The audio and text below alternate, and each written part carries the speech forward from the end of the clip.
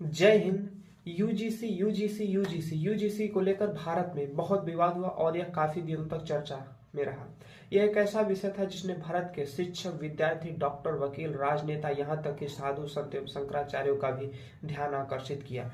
इस नियम ने भारत के राजनीति एवं व्यवस्था में भूचाल ला दिया। यह नियम इतना महत्वपूर्ण था कि इसको सुप्रीम कोर्ट तक जाना पड़ा।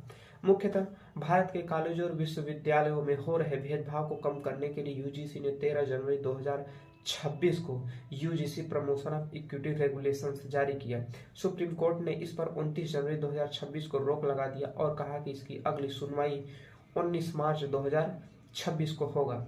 तब तक सुप्रीम कोर्ट ने कहा कि 2012 के पुराने नियमों को जारी रखा जाए और सुप्रीम कोर्ट ने इस नियम की समीक्षा के लिए एक समिति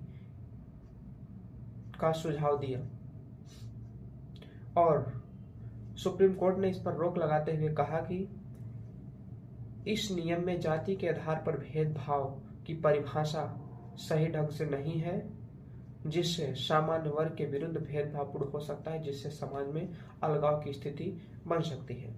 इसलिए सुप्रीम कोर्ट ने इस पर रोक लगा दिया है।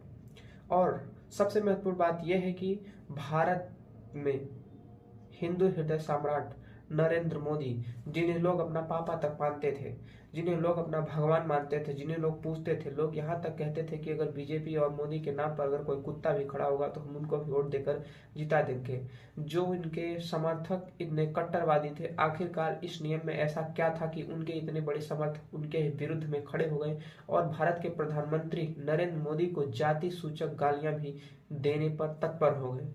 आखिरकार उस नियम में ऐसा क्या था, उसको पूरी समीक्षा के साथ आप उसको पढ़िए और उसको समझिए। आखिरकार ये सरकार की चाल थी या फिर कोई नई रणनीति। धन्यवाद।